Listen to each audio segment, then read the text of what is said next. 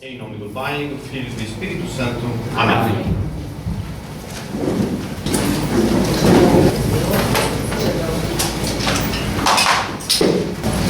Muito bom dia para todos. Bom dia. É com muita alegria, muita satisfação que fomos convidados aqui pelo Padre Célio, Sr. Ivan, para aproveitarmos esses 3 dias que temos de folga, por assim dizer, para podermos considerar um tema que é de suma importância para nós, e isso todo mundo sabe, mas o problema é que muitas vezes nós mesmos que ouvimos falar sobre isso, nos interessamos sobre isso, até porque nós nos apontamos para participar de um curso sobre isso, 3 dias, sobre os anjos, nós mesmos não nos damos conta até que ponto este tema é importante. E em guisa de introdução, nós nesta primeira reunião, nós vamos ter apenas um esboço do tema, considerando alguns elementos prévios importantes para nós. E nós devemos primeiro tomar em consideração que nós estamos constantemente em contato com os anjos. Quando eu falo em anjos, e nós ao longo desses 3 dias, quando falarmos em anjo, a não ser que digamos o contrário, sobretudo amanhã e depois de amanhã, isso evidentemente vai ter seus conformes, mas hoje nós vamos tratar da natureza angélica. E ao tratar da natureza angélica, nós tratamos da natureza em si. Quando falamos dos homens, falamos da natureza humana, falamos os homens, as mulheres, as crianças, adultos, anciãos, falamos dos falecidos. Nós estamos falando de uma natureza, portanto, uma constituição, uma série de pontos que são comuns a todos os homens. E nesse sentido, nós falamos também daquilo que é comum aos homens bons e aos homens ruins. Claro que nunca vamos encontrar um homem absolutamente tão ruim que não seja capaz de converter-se e, portanto, tem algo de bom. Nós nunca vamos encontrar alguém tão bom, tão absolutamente bom, que nunca seja capaz de pecar. E, portanto, o homem é um composto de elementos bons, elementos ruins. A vida espiritual, a santidade, consiste justamente em subjugar os aspectos ruins e dar plena vazão, desenvolvimento a tudo aquilo que de bom colocou Deus em nossas almas. Ora, por incrível que pareça, isso também acontece com os anjos. Isto mais bem aconteceu. Hoje em dia os anjos já estão inteiramente ou fixados no bem ou fixados no mal. Os anjos bons e os demônios. E portanto, quando nós falamos hoje em natureza angélica, ao longo do dia de hoje, nós vamos tratar da natureza angélica, vamos tratar de uma natureza que é comum aos anjos e aos demônios. E nós estamos imersos completamente, desde a hora que nós acordamos até a hora que nós vamos dormir, e ainda durante a noite, sem a gente se dar conta, nós estamos constantemente debaixo dos influxos dos anjos e dos demônios. E o que nós vemos nas relações sociais, o que nós vemos na vida de um país, o que nós vemos, enfim, nas dificuldades que atravessa talvez uma família, é justamente esta luta de anjos, entre anjos e demônios, cuja repercussão nós vemos na Terra. Nós não vemos os anjos, nós não vemos os demônios, a não ser raríssimas ocasiões. Nunca vou esquecer que uma vez estando numa conferência nos Estados Unidos, onde tratamos o assunto anjos e demônios, uma pessoa depois, em toda a confidencialidade, se me aproxima e diz, não era padre na época, olha senhor, eu achei muito interessante, mas eu acredito muito nos anjos. Sabe por quê? Porque eu tenho aqui, e me mostra que ele tem uma pena na asa de São Miguel. Eu fiz todo o esforço para conservar o meu cérebro, mas acontece que evidentemente anjo não tem asa, e se não tem asa não tem penas. Não tem como a gente guardar uma pena da asa de um anjo. Primeiro, eu não cheguei a perguntar para ele qual era a atitude de São Miguel quando ele arrancou essa pena da asa dele. Mas sobretudo isto é para nos mostrar o perigo que existe na excessiva materialização de uma coisa que é totalmente espiritual. Então, nós vamos ter a ocasião de ver isso aí bem no nosso curso, em que consiste justamente a natureza do anjo E, evidentemente, o homem é incapaz de pensar algo que é totalmente invisível, totalmente impalpável, totalmente incomunicável. Nós precisamos de imagens. E é por isso que utilizam-se certos conceitos que em filosofia a gente chama de antropomórficos, não sei se eu tenho uma palavra. Antropomórfico quer dizer dar uma forma humana a algo que não é homem. Então, quando a gente conta histórias para criança, do rato que conversa com o gato, etc, etc, nós estamos dando formas antropomórficas, estamos dando uma figura humana a animais.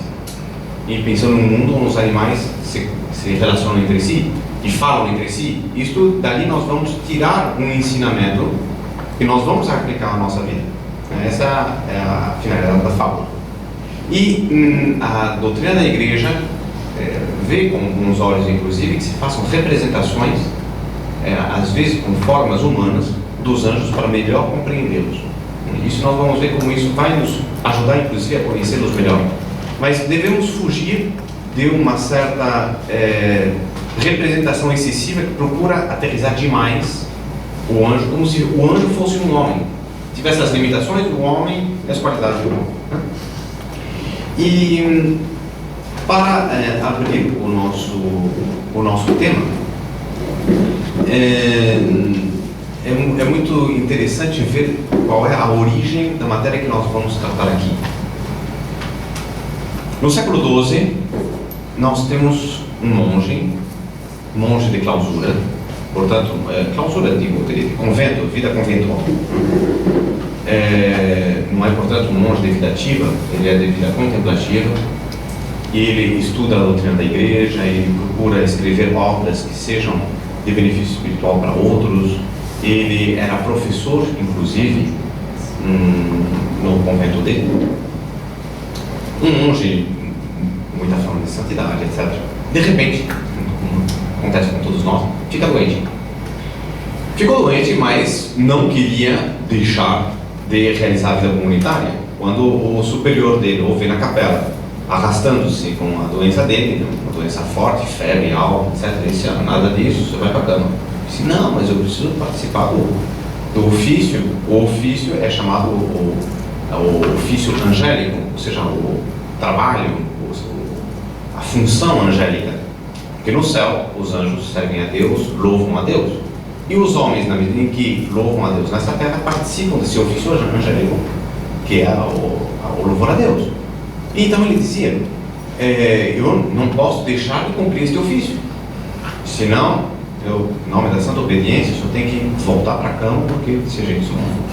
É melhor o senhor cuidar da sua saúde para estar bem, para depois trabalhar melhor. Ele volta para o quarto, muito apenado, porque dizia ele, não podia mais, não lhe era permitido participar desse ofício dos anjos. Deita na cama, pensa um pouco, pega uma tabuinha, papel. Já que eu não posso participar do ofício dos anjos, pelo menos tratemos sobre eles. E na cama começa a escrever o Tratado dos Anjos. Este monge se chamava Tomás de Aquino, o grande Tomás de Aquino. E é do Tratado sobre os Anjos que nós vamos nos inspirar para o curso que apresentamos para vocês nesses 3 dias. Então eu vou pedir que distribuam aqui apenas um esquema. Por que apenas um esquema? Em primeiro lugar, porque em primeiro lugar, porque vamos guiar um pouco a matéria em função da apetência de vocês. Isso sim eu gostaria muito, que à medida em que vai se desenvolvendo a matéria, vocês se sintam inteiramente à vontade para fazer as perguntas que quiserem. Eu garanto para vocês que, se o tema lhes interessar e vocês entenderem bem o tema, vão surgir 1001 perguntas. E eu não garanto de poder responder a todas aqui, porque o tempo não vai nos dar. Mas, isso sim é importante que nós sintamos essa liberdade de interagir, porque isso vai nos ajudar a ter uma compreensão maior dos elementos de um tema que nos supera muito, que é todo o tema dos anjos. Bem, então hoje, agora nesta primeira reunião, nós vamos tentar tratar do primeiro Romano, esse contexto e delimitações. Bem, nós vemos que hoje em dia, infelizmente, fomos nos dar conta do que, enfim, da maioria dos temas, hoje em dia, os anjos não estão na primeira linha e nem longe disso. Um grande autor, Leo XIII, ele disse que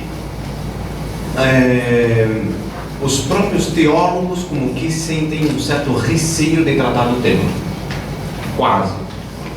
E porque, evidentemente, tratar sobre os anjos é um pouquinho, encontramos um pouco a mesma dificuldade, embora menos grande, menor, do que quando tratamos sobre Deus.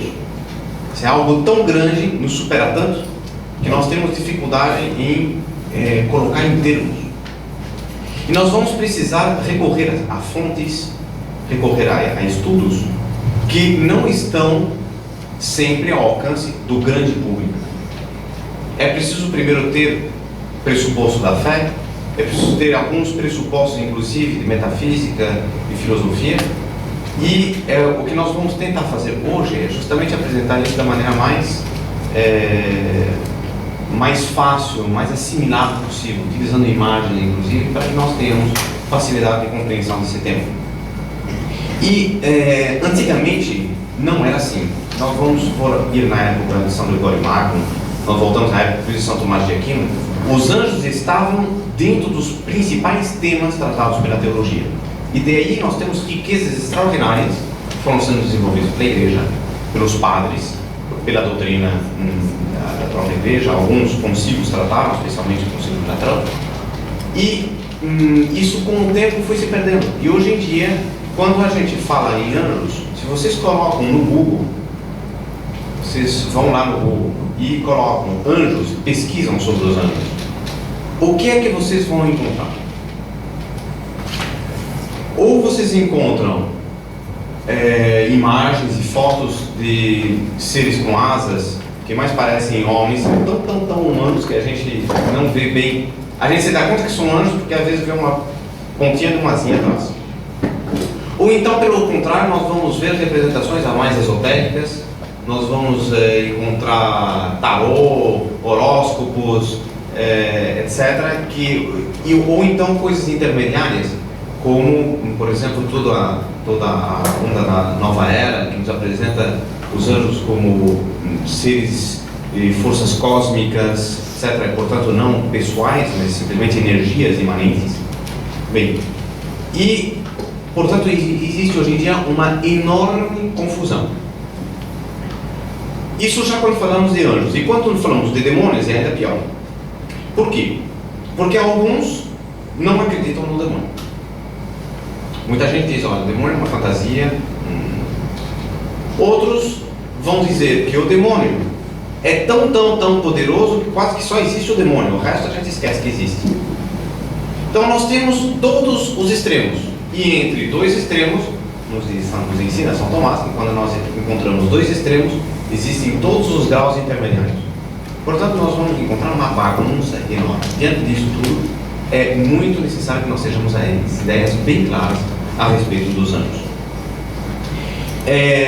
Essa divisão entre o ceticismo absoluto, não acredito nos anjos, não acredito no mundo espiritual, não acredito em nada, e pelo contrário, aqueles que dão devido valor aos anjos, ou inclusive valor excessivo, como por exemplo, adorar os anjos. Isso já existia desde a época mais remota da humanidade. Nós vemos na própria vida de nosso Senhor Jesus Cristo a briga entre saduceus e fariseus.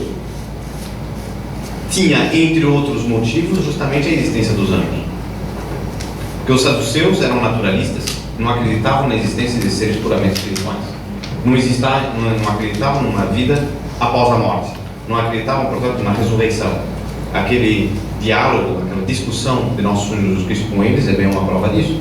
Pois nós vamos encontrar um erro oposto na discussão de São Paulo, onde nas cartas dele ele fala dos homens que por ignorância se voltaram para os anjos para adorá-los, sem perceber que existia por cima deles um ser superior.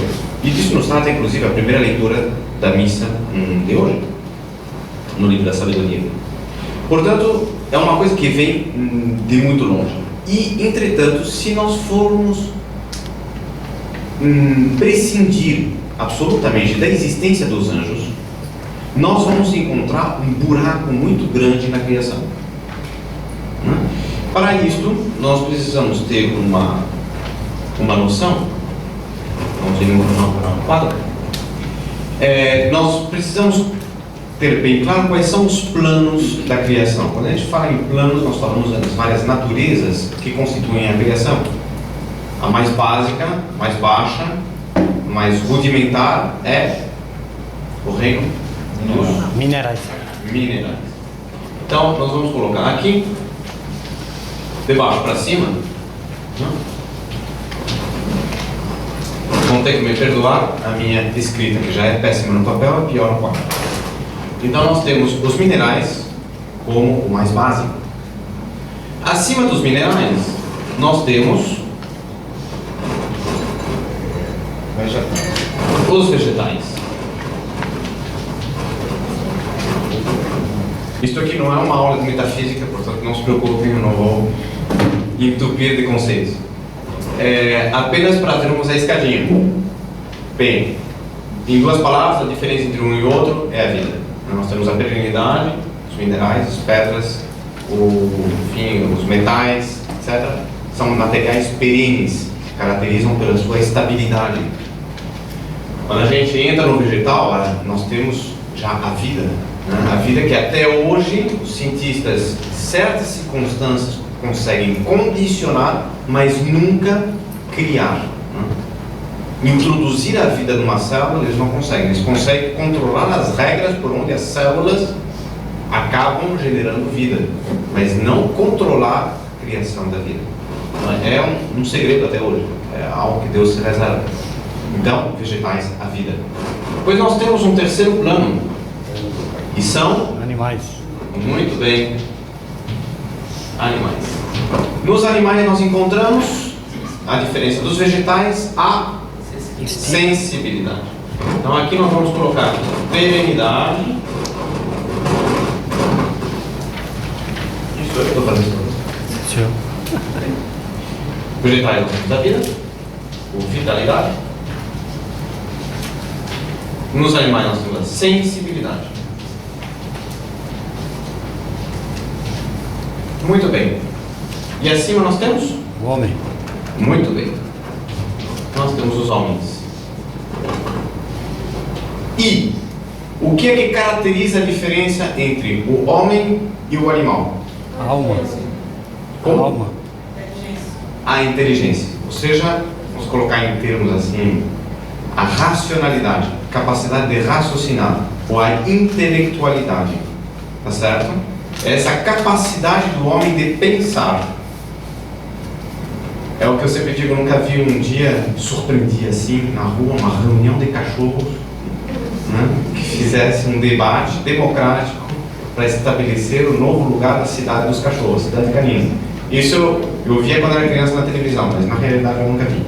Então, por quê? Porque o cachorro ele não tem pensamento, ele não tem intelecto, ele não tem capacidade de raciocinar. E é por isso, inclusive, que o homem, com relativa facilidade, consegue dominar os animais.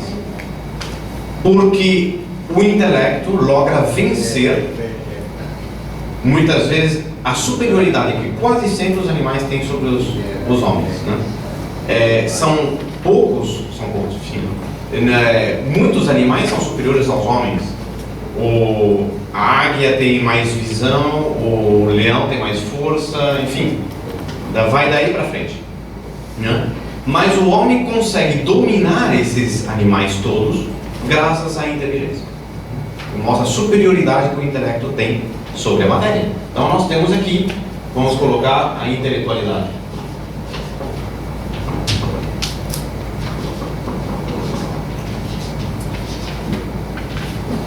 Muito bem.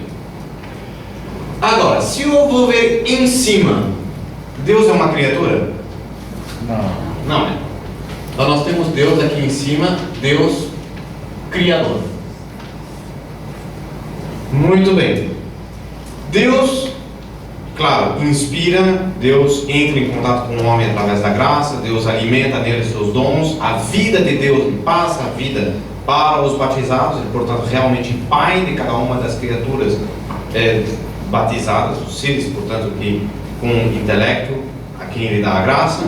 Portanto, essa participação criada da vida incriada de Deus se chama a graça. É também uma criatura. E é o sexto plano da criação.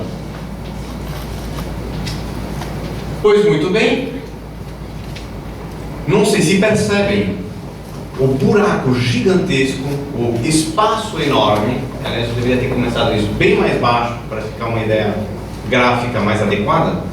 Só não fiz porque senão os de trás não iam conseguir ver bem. Mas o espaço enorme que existe entre esses dois planos é um espaço gigantesco, porque Deus é infinito, Deus é todo-poderoso, Deus é puro espírito, Deus não tem absolutamente nenhuma matéria. Nós vamos ver daqui a pouquinho como isso, longe de ser, quando a gente pensa, imagine um ser que não tem braços, não pode se mover, um ser que não tem olhos, não pode ver, um ser que não tem ouvidos, não pode ouvir, um ser que não tem língua, não pode falar. Então é uma espécie de tetraplégico assim, em situação mais assim remota possível. Não é, muito pelo contrário. É um ser inteiramente dotado de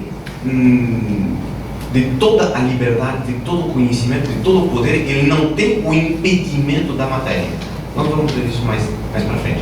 E por isso, é um ser absolutamente superior. O homem já tem parte desses atributos extraordinários de Deus, da inteligência, da vontade de Deus, graças à intelectualidade. Mas ainda está muito longe de parecer-se com Deus por causa da matéria. E este é um elemento que um dos principais elementos que São Tomás vai utilizar como prova de que existe a necessidade para a coerência da criação, que exista, se quiserem, nós podemos fazer isso em forma de pirâmide, onde nós temos os minerais, vegetais, animais, os homens, temos Deus em cima, ficaria um buraco gigantesco separando a criação material e Deus. Era preciso que houvesse criaturas, seres, portanto, oriundos das mãos de Deus, mas que fossem totalmente espirituais, para representar, para espelhar esta qualidade de total espiritualidade de Deus. E a estes nós chamamos de anjos. Está bem claro? Consegue me acompanhar daqui? Muito bem. Então, se a gente nós devemos considerar a criação como um todo, onde Deus procura ser espelhado, porque vocês precisam tomar em consideração que Deus não precisava criar. Deus não tinha necessidade da criação.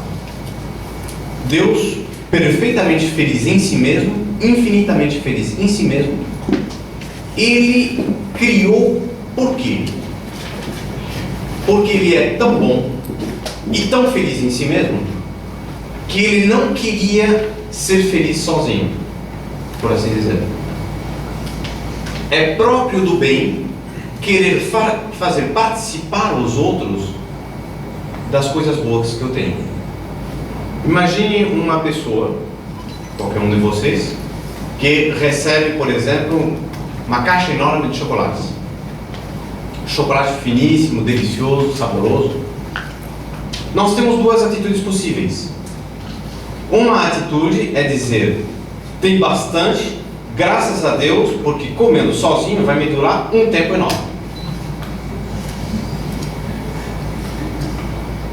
A outra atitude é dizer: que coisa boa, tenho bastante, isso significa que eu vou poder fazer beneficiar muita gente disso também.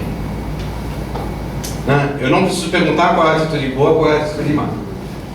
E nós vemos nisto um exemplo pequenininho que pode acontecer com qualquer um de nós a qualquer momento. Nós podemos ver o quanto a bondade, o bem numa pessoa consiste em que, se eu obtive algo de bom, eu tenho desejo de colocar em comum. Eu, por exemplo, conheci esta doutrina dos anjos, me encantei com ela, tenho desejo de transmitir para outros. Esse é o normal. Esse é o normal da natureza boa.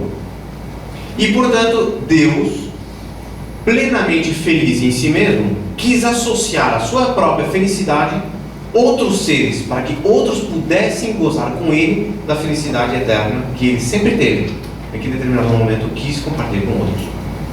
Daí a criação toda. Ora, ao criar, Deus só podia criar algo que lhe desse glória. Naturalmente, tudo aquilo, toda obra glorifica o artista.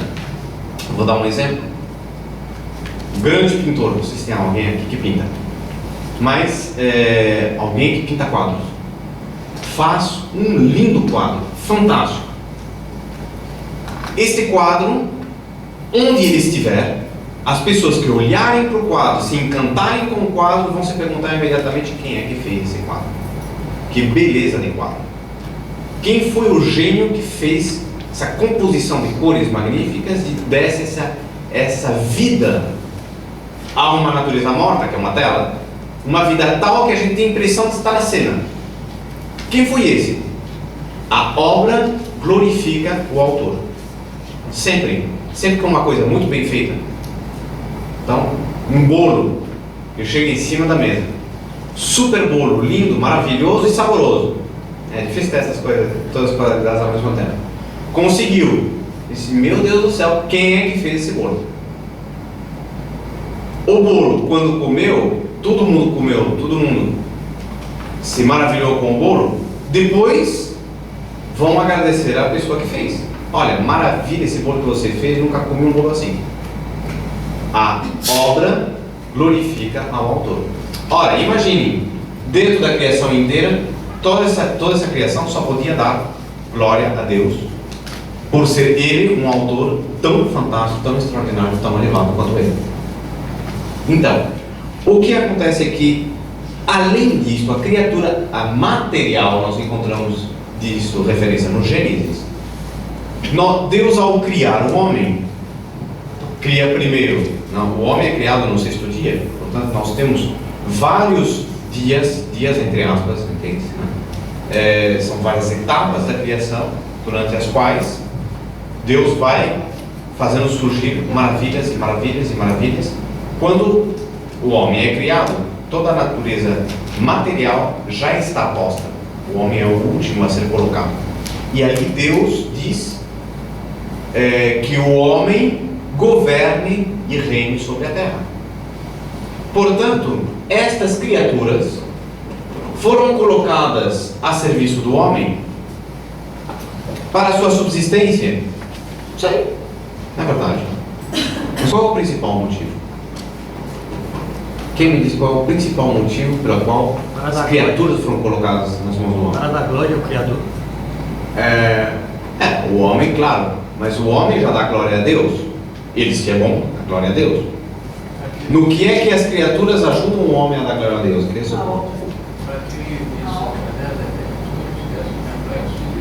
Muito bem, exatamente. Através das criaturas vê-se um reflexo de Deus. Volta ao quadro. É menos frequente encontrar isso nos bolos.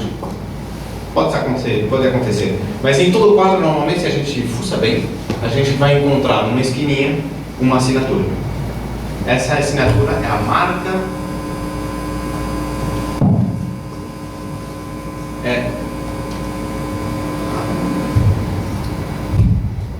Pronto. Essa assinatura é a marca do autor. Às vezes não é nem sequer uma assinatura por extenso, é um símbolo, mas todo mundo sabe que aquele símbolo representa a assinatura do autor.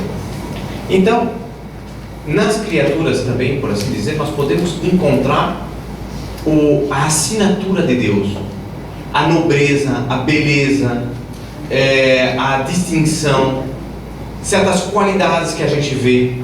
Às vezes a gente vai num lugar alto, lindo, no alto de uma montanha, e vê um pôr de sol.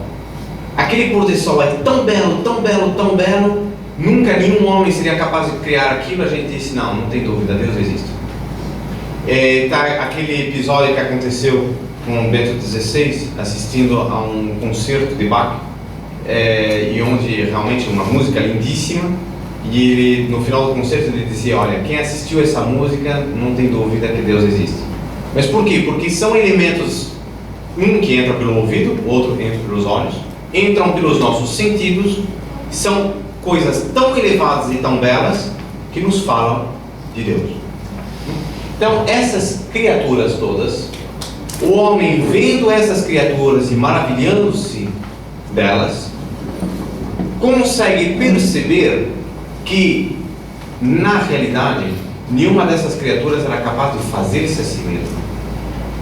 Todo ser tem um autor, todo quadro tem um pintor. O próprio homem tem uma origem. Nenhum ser humano existe nessa terra sem que tenha tido um pai e uma mãe. Portanto, todos nós temos origens que se fundamentam mais alto e mais antes.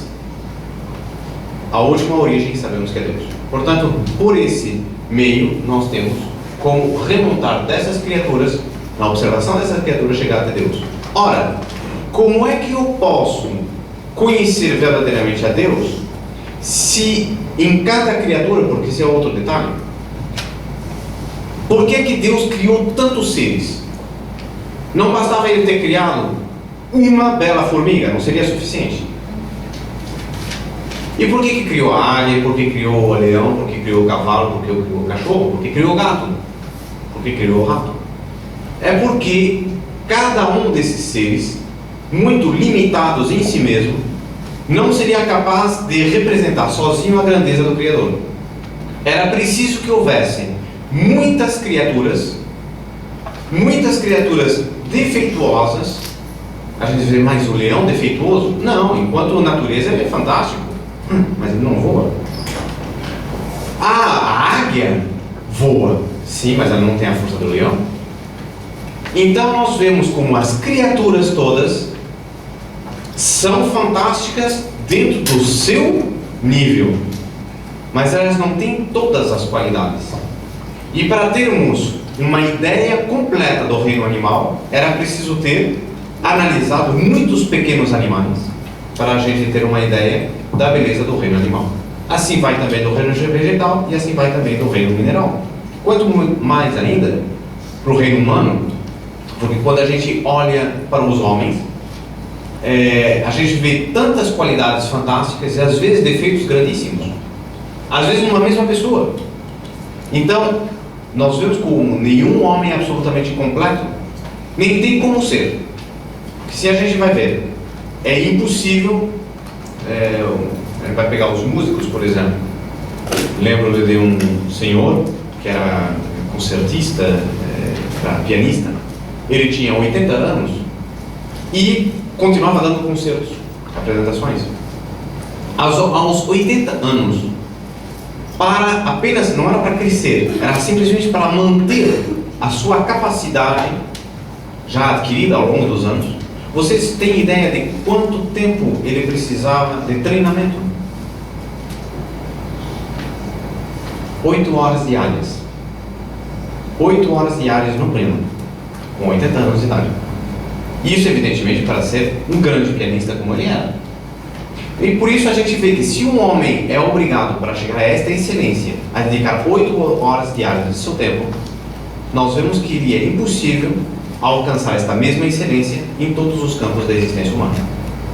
Nós precisamos propriamente escolher.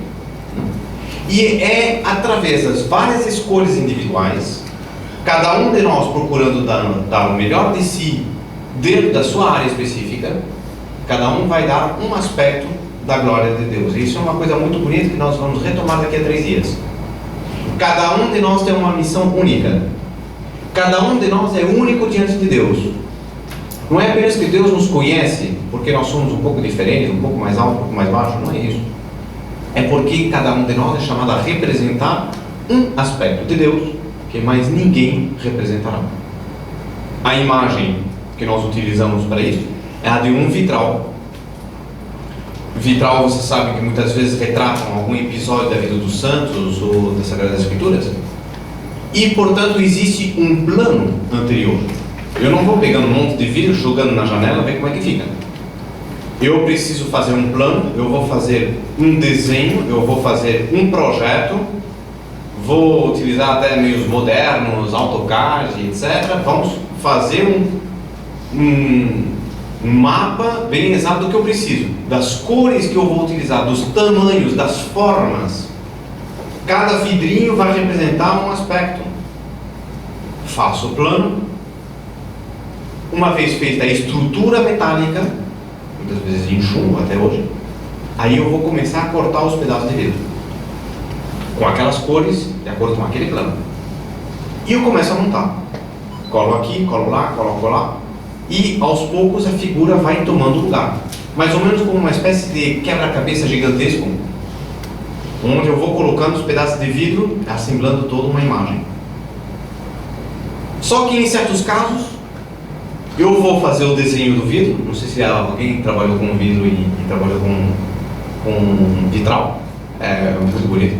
Ele tem uma placa de vidro e a gente vai com um estilete que tem uma ponta de diamante. O diamante corta o vidro, muito precisamente. Então, a gente tem um estilete e, primeiro, com um marcador, a gente faz o traço do vidro, bem exatamente do tamanho, da forma que a gente precisa. Depois passa o estilete sobre a caneta e deixa marcado o vidro. Ele não corta todo o vidro, a gente marca o vidro. Depois a gente pega um outro instrumento que tem uma bolinha de metal na ponta e por baixo do vidro a gente vai tocando, vai batendo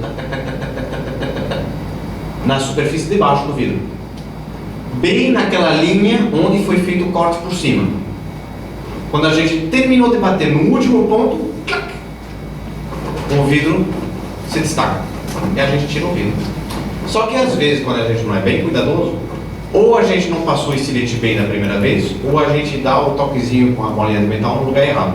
E de repente, clac, o vidro trinca. Tem que jogar fora e conseguir outro. E se a gente não substitui esse vidro, na minha vidraça, no meu vitral, na minha reconstituição de tal história assim, eu vou ficar com um buraco. Concorda comigo?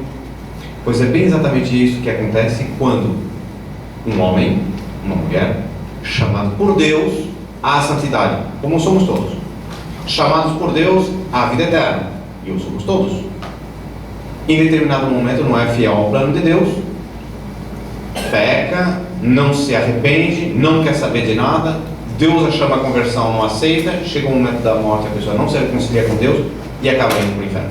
E este aspecto de Deus, esta parte digamos assim, neste grande espelho da criação que deveria espelhar o que é a realidade de Deus, aquele aspecto fica faltando. E isto é a grande responsabilidade que temos, cada um de nós, frente à própria salvação, frente ao desígnio de Deus. Ora, isto que aconteceu conosco, aconteceu também com os anjos. Então, os anjos, eles foram também submetidos à prova. Alguns aderiram imediatamente a Deus, se lançaram dentro do plano de Deus, felizes de cumprir com a vontade de Deus. Outros rejeitaram, se revoltaram e foram expulsos do céu. E aí nós temos a divisão entre os anjos e os demônios. E os anjos bons, a partir desse momento, passam a assumir um duplo papel dentro da criação. Enquanto criaturas de Deus, enquanto, portanto, saídos das mãos de Deus, eles dão glória a Deus pelo fato de existirem, pelo fato de louvarem a Ele. Portanto, como qualquer criatura, eles estão ali para servir a Deus, louvar a Deus. Mas em relação aos homens, que também têm um plano, não é como uma árvore, eu cortei a árvore morreu, a árvore não passa para a eternidade. O homem sim, o homem é eterno, não quanto à sua origem, mas quanto ao seu destino. Em determinado momento, nós fomos criados, não existíamos antes, mas em determinado momento, embora nós morramos, passamos para a vida eterna. Uma vida eterna de felicidade no céu ou de infelicidade no inferno, mas deixar de existir nunca deixaremos de existir.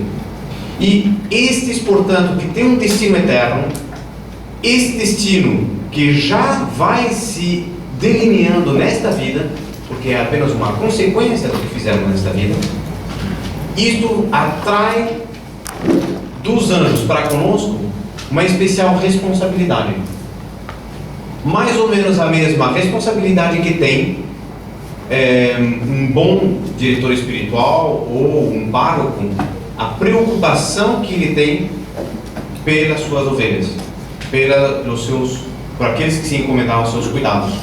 O responsável de um colégio, pelos seus alunos, de um mestre para com seus discípulos.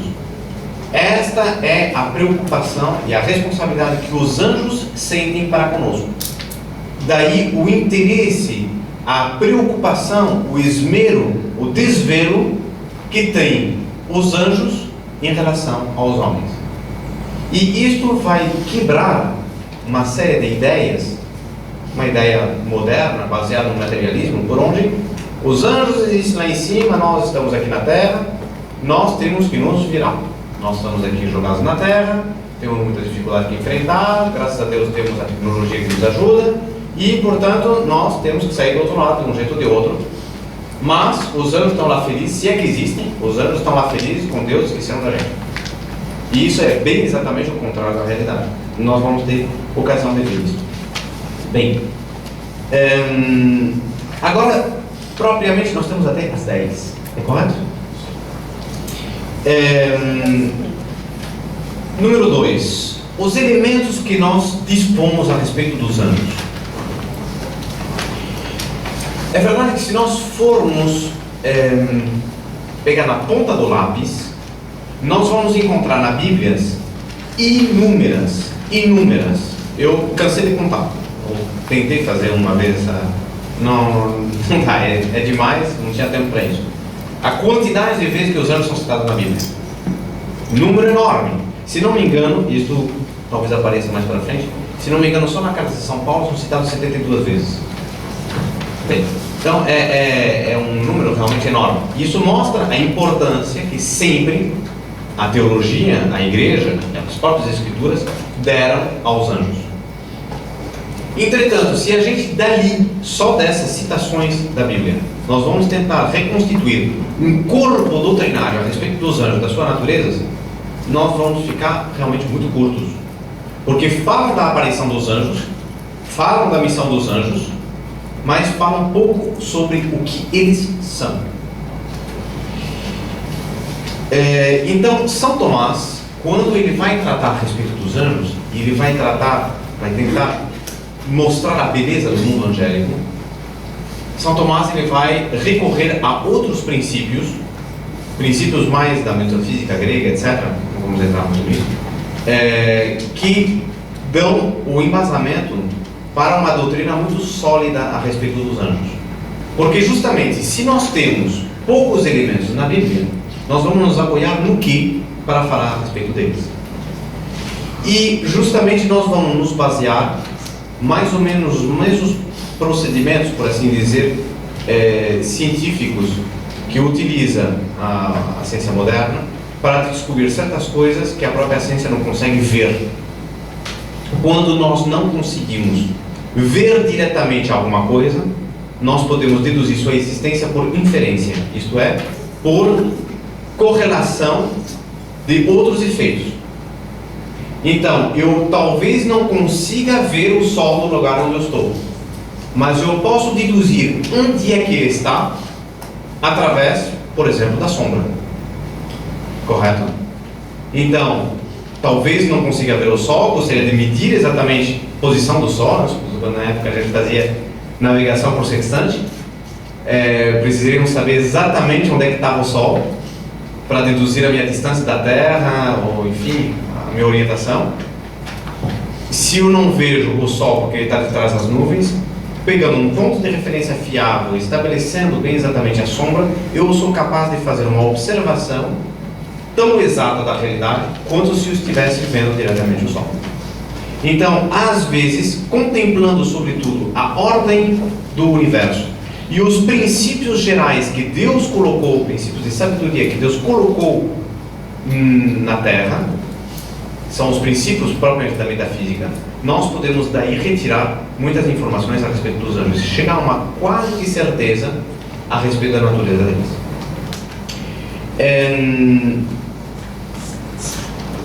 Além disto, nós temos uma fonte muito bela e muito fiável, muito segura, e já com muito mais riqueza de detalhes, para o nosso conhecimento dos anjos, e é a patrística, são os padres da igreja. Por quê?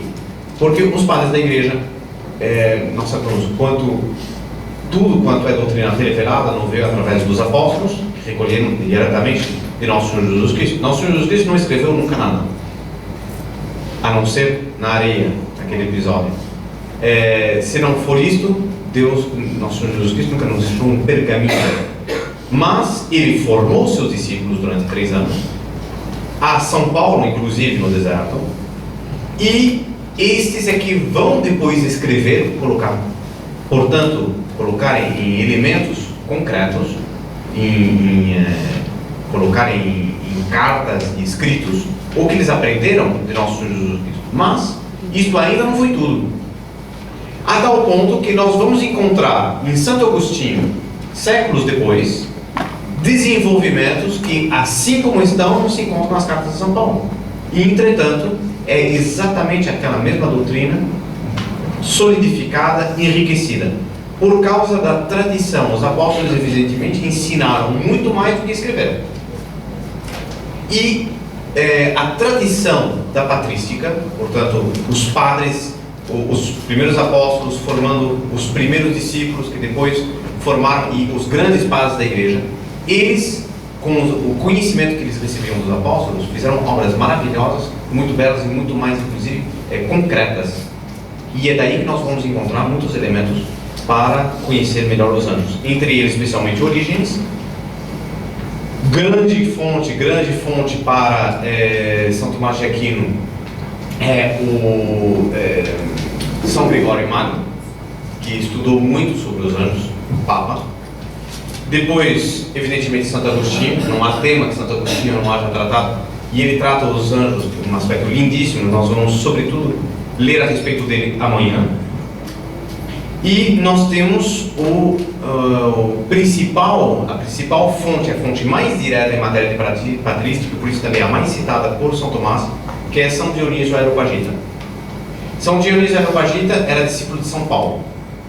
Vocês devem se lembrar daquele episódio onde ele vai para o Areópago, faz um discurso fantástico, e quando ele começa a tratar, ele fala a respeito do Deus desconhecido, etc., quando ele, em determinado momento, chega a tratar da ressurreição, aí racha no meio. Uns seguem São Paulo, outros, pelo contrário, se revoltam contra São Paulo por causa dos preconceitos materialistas deles. Eles não aceitavam a ressurreição, não aceitavam uma vida após a morte, etc. Muitos deles não aceitavam a espiritualidade, o fato que existem os espíritos. Então, há uma divisão muito grande. Ali se converte São Dionísio Areopagita, que vai acompanhar São Paulo, e é o único, segundo a tradição, ele nos deixa um escrito onde ele faz um retrato falado de Nossa Senhora. E ele conheceu a Nossa Senhora pessoalmente. Foi levado para São Paulo, conheceu a Nossa Senhora e escreve uma descrição de como era Nossa Senhora. É o único retrato que nós temos dela. E este São Dionísio vai, depois, está na origem de um filão, lá pelo século IV, é que vão ser colocados por escrito todos os ensinamentos dele, São Dionísio. E é ele quem vai nos dar os principais elementos da estrutura das hierarquias angélicas, do seu modo de comunicar do seu modo de entender, do modo como eles recebem as revelações de Deus, comunicam aos homens. Bem, no Concílio de Latrão, nós vamos ter a origem das poucas verdades que são dogmas.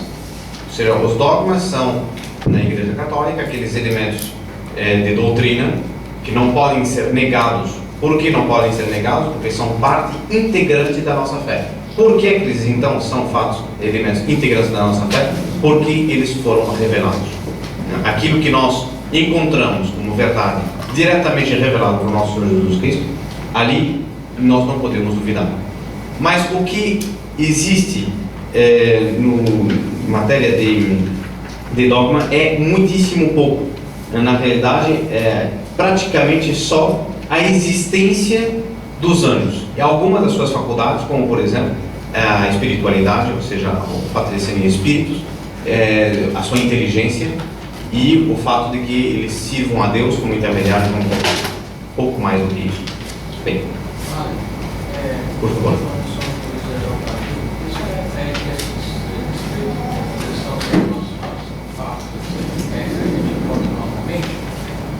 O que se encontra normalmente? A descrição sobre a aparência física dos nossos olhos é fácil?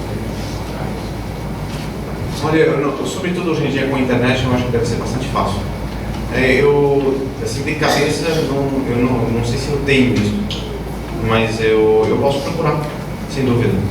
É algo que, aliás, o Sr. João já leu para nós em outras épocas. É muito bonito, lindíssimo.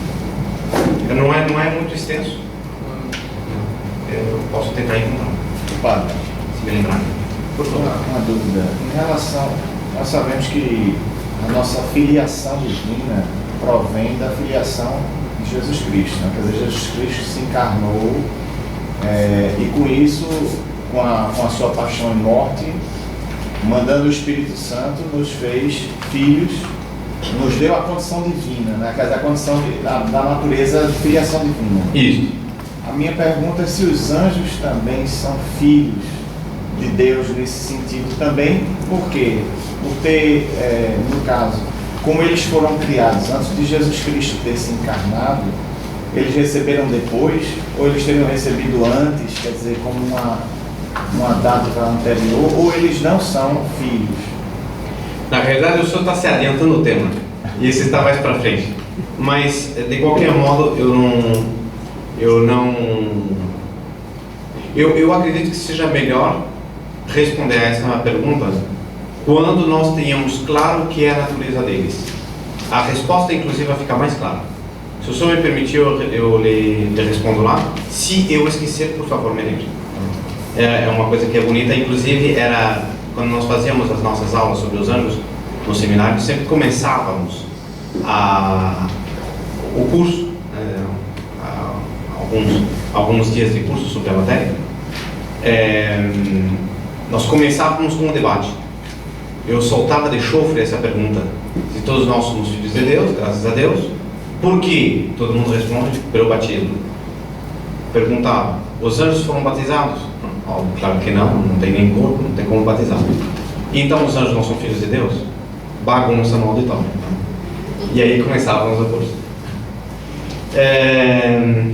Então, nós, ainda no que diz respeito aos elementos, nós estamos tentando assentar um pouco as bases, entrar dentro do tema, mas assentar primeiro as bases em função das quais nós vamos subir, né? Porque às vezes muitas vezes acontece isso, a gente já entra, conhece o tema, já entra dentro do tema, já vai soltando os bergantis, e depois, desculpa, mas o senhor está dizendo isso na base do quê? O senhor sonhou à noite, enfim, dormiu bem, da onde o senhor tira isso?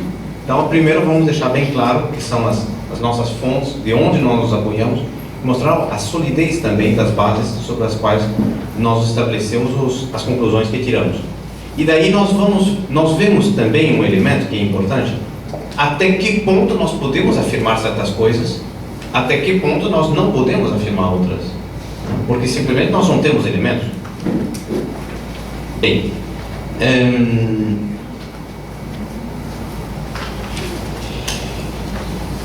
nos afirma Leo Tressi uma coisa que apesar de todos esses elementos serem sólidos, serem coerentes, né, nós vemos que existe, isso nos diz São Paulo, nos diz o livro da sabedoria, a sabedoria de Deus presidiu a criação de todas as coisas.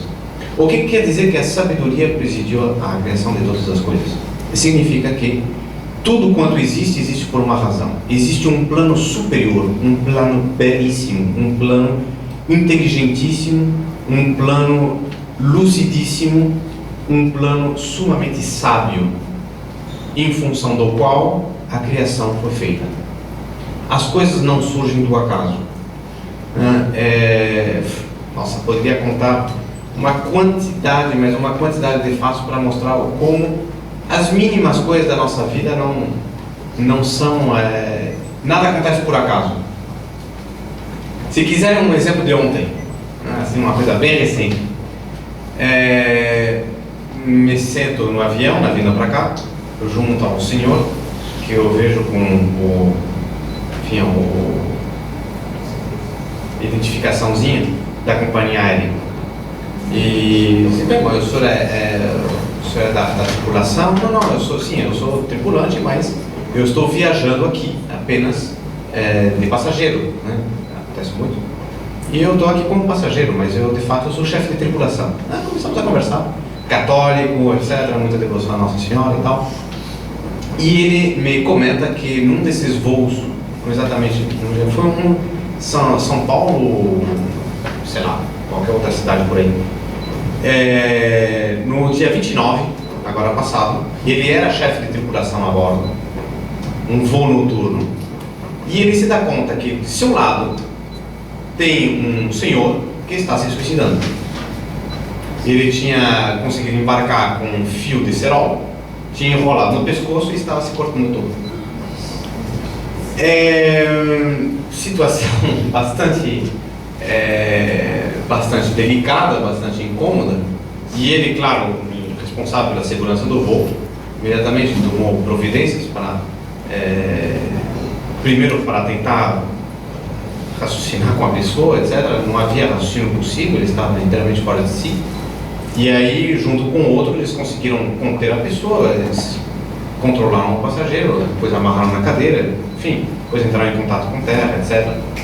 Mas o que é impressionante é que, a partir do momento que este homem estava controlado, mas furibundo, ele estava querendo bater em todo mundo, etc. Este chefe de tripulação sentou do lado dele, passou toda a viagem, a partir desse momento, sentado do lado dele, conversando. E como ele tem formação religiosa, ele falou de Deus, ele falou da religião, o outro, enfim, assentiu que também era religioso, etc. Enfim, passava por muitas dificuldades, desespero, etc. Tinha tomado essa decisão. E havia uma psicóloga agora, e esse senhor, esse tripulante, de tal maneira ganhou a confiança do outro, que em determinado momento a psicóloga veio ajudar, e esse senhor dizia, não, com a senhora não converso, só tenho confiança nele. E ela lhe dizia, olha, você se deu conta a chance que você teve, a sorte que você teve, de cair justamente do lado de um tripulante que tinha conhecimento suficiente.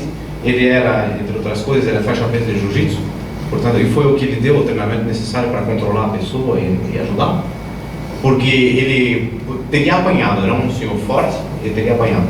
Portanto, nós vemos uma série de circunstâncias que a providência permitiu para salvar uma vida naquele momento. E salvar uma vida é salvar uma alma. Nós vemos, portanto, como tudo acontece com peso, conta e medida, e como ao longo das nossas vidas, se nós olharmos com um pouco mais de cuidado, nós vamos ver a mão de Deus muito mais frequentemente do que nós achamos, para não dizer a cada instante, a cada momento. E muitas vezes a mão de Deus sobre nós se manifesta através dos anjos. Nós vamos ter ocasião de ver isso, sobretudo no terceiro dia, onde nós vamos analisar, vamos poder nos encantar com a relação direta dos anjos conosco, que é propriamente a relação do homem com o anjo da guarda. Mas nós vamos ver ali o quanto nós somos naturalistas, nós somos materialistas, e nós vivemos muito mais em função do concreto do que parece. Porque nós rezamos o rosário, nós assistimos à missa, nós somos católicos de vida ativa, e entretanto muitas vezes nós não nos damos conta até que ponto nós vivemos em constante comércio com os anjos. Com os demônios também, não tem dúvida. Nós nos encontramos no centro disso. Bem, agora, apesar do peso, da seriedade dos elementos que nós temos para acreditarmos, para conhecermos os anjos, a passagem do que é uma mera conjectura com base em princípios metafísicos. Então, a passagem desta conjectura para uma certeza da existência dos anjos só se dá mediante a fé. Não há como provar a existência dos anjos com uma certeza, a não ser por meio da fé. E um último elemento, que é muito importante para nós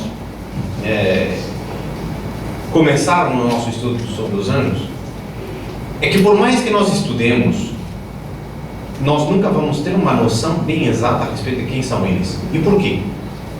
Porque quando um cientista se dedica ao estudo do átomo, quando um cientista, um astrólogo, se dedica ao estudo do sistema solar, ou das erupções solares, das manchas solares, ou então dos meteoritos, quando um médico se dedica ao estudo de uma doença, ele sempre está prestando sua atenção. Estamos falando de cientistas, são homens, eles estão prestando atenção, estão deitando sua capacidade de conhecimento sobre elementos, seres e regras que afetam os planos inferiores a eles. Ora, antigamente achávamos que o átomo era a menor entidade de matéria. Depois de um tempo, encontraram os compostos do átomo, pois já o átomo já não era mais o menor composto de matéria. Começaram a estudar melhor os vários elementos, enfim, que compõem um átomo. Recentemente, há um tempo atrás, descobriram a partícula quark. A partícula quark, aí sim, tínhamos chegado ao resto do chão da matéria. Pois bem, há um tempo atrás, uma escola científica consegue provar, eu não sou cientista, portanto eu só posso dar fé daquilo que eu uso, mas conseguem provar que na realidade a partícula quark nem sequer é a última unidade de matéria. Por debaixo da partícula quark o que existe é mera energia. Então, nós vamos vendo, quem sabe se mais tarde descobrirão outras coisas.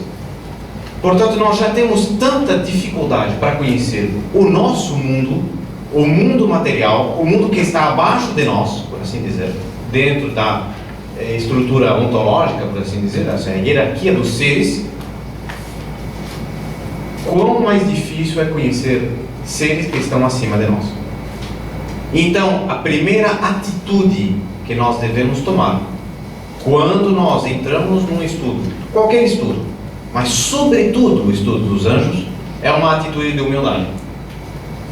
Eu não vou sair daqui sabendo tudo sobre os anjos. Mesmo que eles digam uma vida inteira a respeito disso, eu não vou dar a volta inteira a tudo.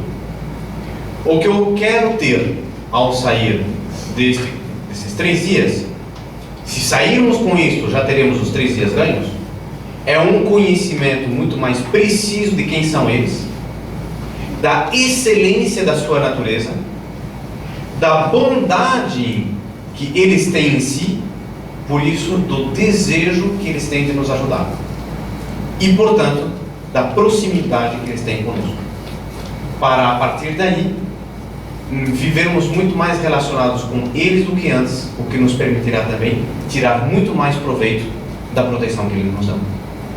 Está bem claro tudo isso? Alguma pergunta? Alguma dúvida? Não? Então eu acho que nós podemos...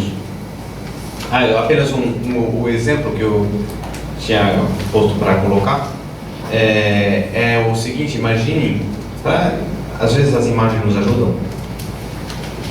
Acho que todo mundo, se não tem cachorro em casa, tem amigos que têm cachorro em casa. Isso não escapa. Nós constantemente estamos relacionando-nos com os animais, com os bichos, etc. Quem não tem cachorro terá gato, quem não tem gato tem passarinho. E este animal, muitas vezes, faz tão parte da nossa vida diária que faz quase parte da família, né? E, portanto, é quase que se a gente tem o pai, mãe, filho, filha, o cachorro é o quinto elemento dentro da família. Bem, este cachorro, portanto, conhece perfeitamente os nossos costumes, os nossos hábitos. Ele já, inclusive, tem um horário certo para isso, horário certo para aquilo, já se integra perfeitamente nessa rotina de vida. Às vezes a gente faz um gesto e ele entende o que a gente está querendo, o que a gente está dizendo.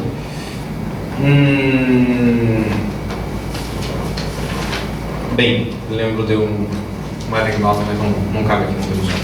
Mas até que ponto os cachorros às vezes levam atrás no jornal, etc. Bom, o fato é que este cachorro, imagine que nós pudéssemos entrar na cabeça desse cachorro e dentro dos rudimentos do cérebro dele, embora não tenha inteligência, se pudéssemos entrar no conhecimento dele, nós o que encontraríamos do cachorro enquanto conhecemos a nós? O que um cachorro seria capaz de compreender de nós? E o quanto um cachorro, quando eu digo cachorro, é formiga, é rato de estimação que seja, é gato, é tudo. Os animais, o que os animais conhecem a respeito nosso? Por mais que eles tenham algumas ideias genéricas, nunca vão conseguir entender o que é livre vontade, o que é a liberdade, o que é a ética, o que é a metafísica. O cachorro é incapaz disso. Por quê? Porque não está na natureza dele, porque ele não é chamado a viver em função da ética, ele não é chamado a viver em função da metafísica, somos nós, mas eles não. Por isso também não lhes é dado conhecer essas coisas. Como não lhes é dado conhecer, eles também não ficam infelizes por ignorá-lo. Mas evidentemente eles nunca vão ter esse conhecimento. O conhecimento que eles têm de nós é imperfeitíssimo. Isso é mais ou menos uma relação que pode ser útil para entendermos o quanto nosso conhecimento a respeito dos anjos será sempre insuficiente, por causa essa enorme distância de naturezas que existe entre eles e nós. Tá bem? Isto posto, nós temos agora o nosso intervalo às 11h15. Às 11h15 nós nos encontramos aqui para dar continuação já propriamente com a matéria realmente do nosso curso.